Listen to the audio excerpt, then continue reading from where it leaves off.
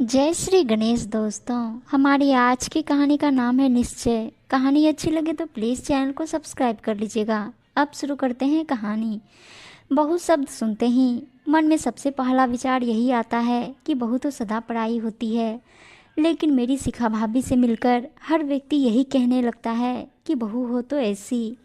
शिखा भाभी ने न केवल बहू का बल्कि बेटे का भी फर्ज निभाया। 15 साल पहले जब उन्होंने विवेक भैया के साथ फेरे लेकर यह वादा किया था कि वे उनके परिवार का ध्यान रखेंगी, वे उनके सुख दुख में उनका साथ देंगी, तब से वह वचन उन्होंने सदैव निभाया।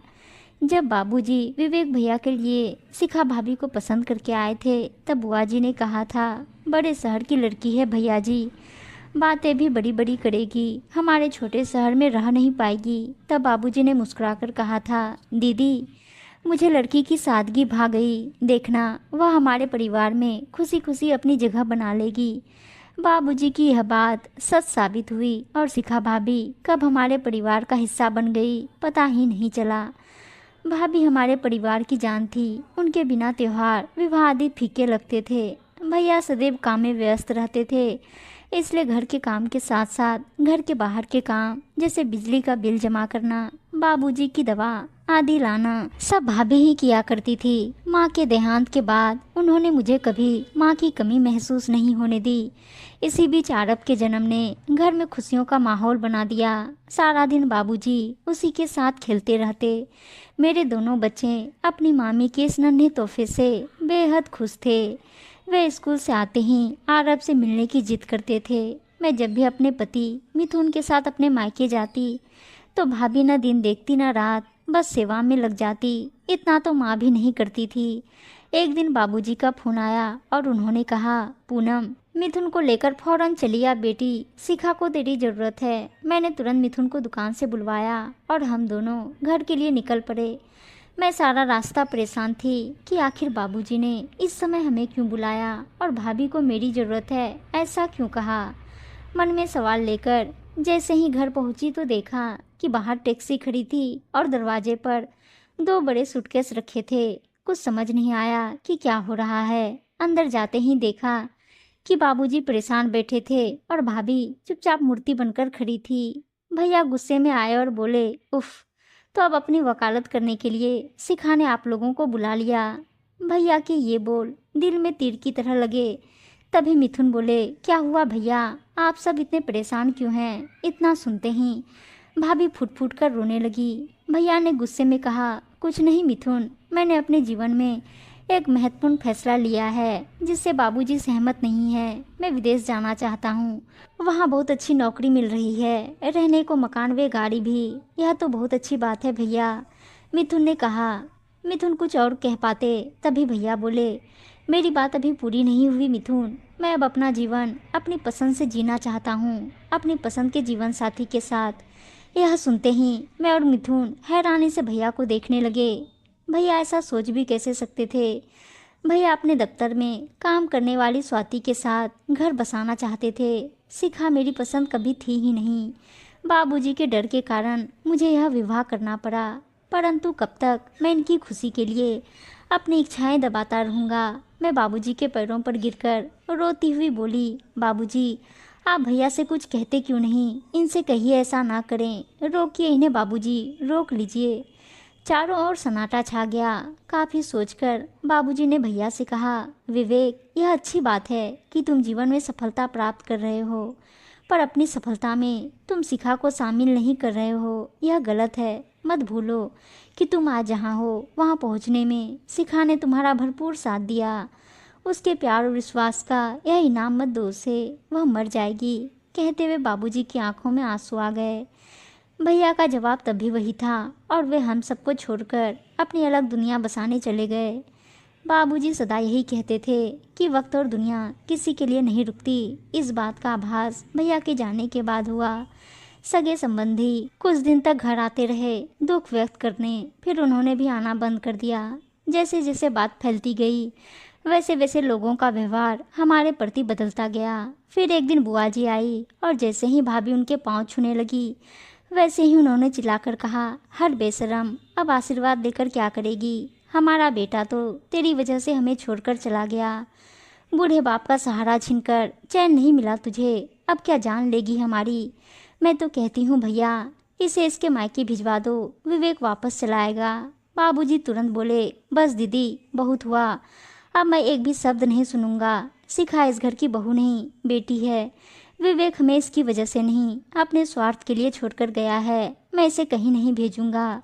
यह मेरी बेटी है और मेरे पास ही रहेगी। बुआ जी ने फिर कहा, कहना बहुत आसान है भैया जी, पर जवान बहू और छोटे से पोते को कब तक अपने पास रखोगे। आप तो कुछ कमाते भी नहीं, फिर इन्हें कैसे पालोगे। मेरी सलाह मानो, इन दोनों को वापस भिजवा दो। क्या पता शिखा में ऐसा क्या दोष है जो विवेक इसे अपने साथ रखना ही नहीं चाहता। यह सुनते ही बाबूजी को गुस्सा आ गया और उन्होंने बुआ जी को अपने घर से चले जाने को कहा। बुआ जी तो चली गई, पर उनकी कही बात बाबूजी को चैन से बैठने नहीं दे रही थी। उन्होंने भाभी को अपने पास बैठाया और कहा, बस शिखा, अब रोकर अपने आने वाले जीवन को नहीं जी सकती। तुझे बहादुर बनना पड़ेगा बेटा, अपने लिए, अपने बच्चे के लिए तुझे इस समाज से लड़ना पड़ेगा। तेरी कोई गलती नहीं है। विवेक के हिस्से तेरी जैसी सुशील लड़की का प्यार नहीं है। तू चिंता ना कर बेटा, मैं हूं ना तेरे साथ और हमेशा रहूंगा। वक्त के साथ भाभी ने अपने आप को संभाल लिया। उन्होंने कॉलेज में नौकरी कर ली और शाम को घर पर भी बच्चों को पढ़ाने लगी। समाज की उंगलियां भाभी पर उठती रही, पर उन्होंने हौसला नहीं छोड़ा। आरव को स्कूल में डालते वक्त थोड़ी परेशानी हुई, पर भाभी ने सब कुछ संभालते हुए सारे घर की जिम्मेदारी अपने कंधों पर उठा ली। भाभी ने यह साबित कर दिया कि अगर औरत निश्चय कर ले तो वह अकेले पूरे समाज से लड़ सकती है। इस बीच भैया की कोई खबर नहीं आई। उन्होंने कभी अपने परिवार की खोज खबर नहीं ली। सालों बीत गए, भाभी अकेली परिवार चलाती रही, पर भैया की ओर से कोई मदद नहीं आई। एक दिन भाभी का कॉलेज से फोन आया, दीदी घर पर ही होना, शाम को आपसे कुछ बातें करनी है। हाँ हाँ भाभी, मैं घर पर ही हूँ, आप आ जाओ। शाम 6 बजे भाभी मेरे घर पहुँची। थोड़ी परेशान लग रही थी। चाय पीने के बाद मैंने उनसे पूछा, क्या बात है भाभी, कुछ परेशान लग रही हो, घर पर सब ठीक है। थोड़ा हिचकते हुए भाभी बोली, दीदी आपके भैया का खत आया है। मैं अपने कानों पर विश्वास नहीं कर पा रही थी। बोली, इतने सालों बाद याद आई उनको अपने परिवार की, या फिर नई बीवी ने बाहर निकाल दिया उनको। ऐसा ना कहो दीदी, आखिर वे आपके भाई हैं। भाभी की बात सुनकर एहसास हुआ कि आज भी भाभी के दिल के किसी कोने में भैया हैं। मैंने आगे बढ़कर पूछा, भाभी क्या लिखा है भैया ने। भाभी थोड़ा सोचकर बोली, दीदी वे चाहते हैं कि बाबूजी मकान बेचकर उनके साथ चलकर विदेश में रहे। क्या कहा? बाबूजी मकान बेच दे भाभी, बाबूजी ऐसा कभी नहीं करेंगे, और अगर वे ऐसा करना भी चाहेंगे तो मैं उन्हें कभी ऐसा करने नहीं दूंगी। भाभी आप जवाब दे दीजिए कि ऐसा कभी नहीं होगा। वह मकान बाबूजी के लिए सब कुछ है, मैं उसे कभी बिकने नहीं दूंगी। वह मकान आपका और आरव का सहारा है। भैया को एहसास है कि अगर वह मकान नहीं होगा तो आप लोग कहाँ जाएंगे। आपके बारे में तो नहीं, पर आरव के बारे में तो सोचते, आखिर वह उनका बेटा है। मेरी बातें सुनकर भाभी चुप हो गई और गंभीरता से कुछ सोचने लगी। उन्होंने यह बात अभी बाबूजी से छिपा रखी थी। हमें समझ नहीं आ रहा था कि अब क्या करें। तभी मिथुन आ गए और हमें परेशान देखकर सारी बात पूछी। बात सुनकर मिथुन ने भाभी से कहा, भाभी आपको यह बात बाबूजी को बता देनी चाहिए। विवेक भैया के इरादे कुछ ठीक नहीं लग रहे। यह सुनते ही भाभी डर गई। फिर हम तीनों तुरंत घर के लिए निकल पड़े। घर जाकर भाभी ने सारी बात विस्तार से बाबूजी को बता दी। बाबूजी कुछ विचार करने लगे। उनके चेहरे से लग रहा था कि भैया ऐसा करेंगे। उन्हें इस बात की उम्मीद थी। उन्होंने मिथुन से पूछा, मिथुन तुम बताओ कि हमें क्या करना चाहिए। मिथुन ने कहा, विवेक आपके बेटे हैं तो जाहिर सी बात है कि इस मकान पर उनका अधिकार बनता है, पर यदि आप अपने रहते यह मकान भाभी या आरव के नाम कर देते हैं तो फिर भैया चाहकर भी कुछ नहीं कर सकेंगे। मिथुन की यह बात सुनकर बाबूजी ने तुरंत फैसला ले लिया कि वे अपना मकान भाभी के नाम कर देंगे। मैंने बाबूजी के इस फैसले को मंजूरी दे दी और उन्हें विश्वास दिलाया कि वे सही कर रहे हैं। ठीक 10 दिन बाद भैया घर आ पहुँचे और आकर अपना हक मांगने लगे। भाभी पर इल्ज़ाम लगाने लगे कि उन्होंने बाबूजी के बुढ़ापे का फ़ायदा उठाया है और धोखे से मकान अपने नाम करवा लिया है। भैया की कड़वी बातें सुनकर बाबूजी को गुस्सा आ गया। वे भैया को थप्पड़ मारते हुए बोले, नालायक, कोई तो अच्छा काम किया होता। शिखा को छोड़कर तूने पहली गलती की और अब इतनी घटिया बात कहते हुए तुझे जरा से भी लज्जा नहीं आई। उसने मेरा फायदा नहीं उठाया बल्कि मुझे सहारा दिया। चाहती तो वह भी मुझे छोड़कर जा सकती थी, अपनी अलग दुनिया बसा सकती थी, पर उसने वे जिम्मेदारियां निभाई जो तेरी थी। तुझे अपना बेटा कहते हुए मुझे अफसोस होता है।